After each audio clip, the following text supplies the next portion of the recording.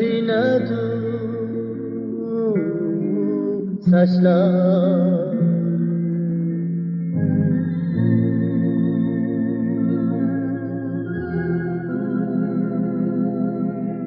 senin sümbül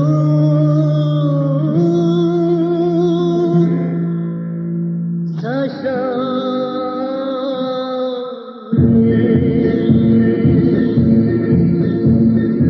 Akbaradu taşlarım aman olsun başlarım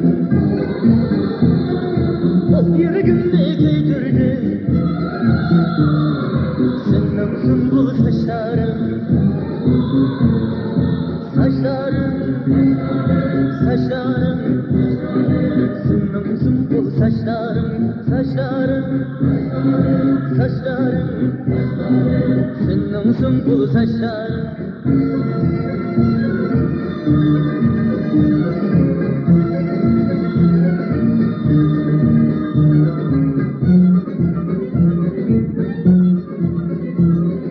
sümbül saçım yasline gönlüm sana kalbine Mecnun kaldı kirine senin sümbül saçlarım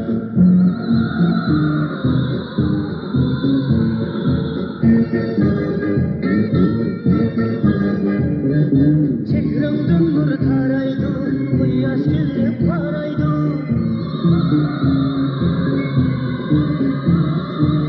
Köydürüdü yaraydı senin sümbül saçlarım Saçlarım saçlarım senin sümbül saçlarım saçlarım saçlarım senin sümbül saçlarım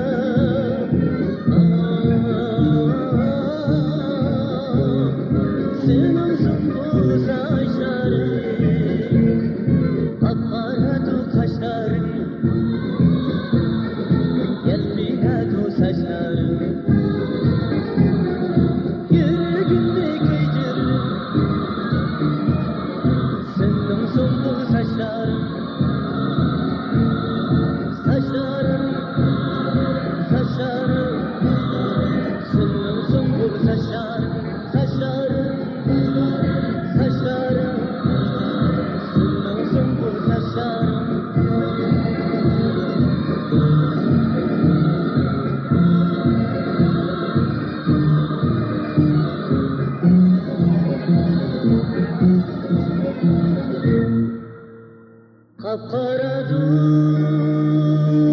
kaşlar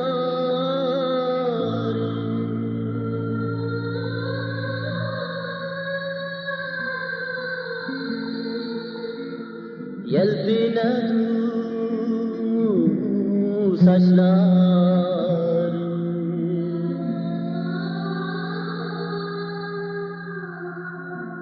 Efendim Tore. Senang sembuh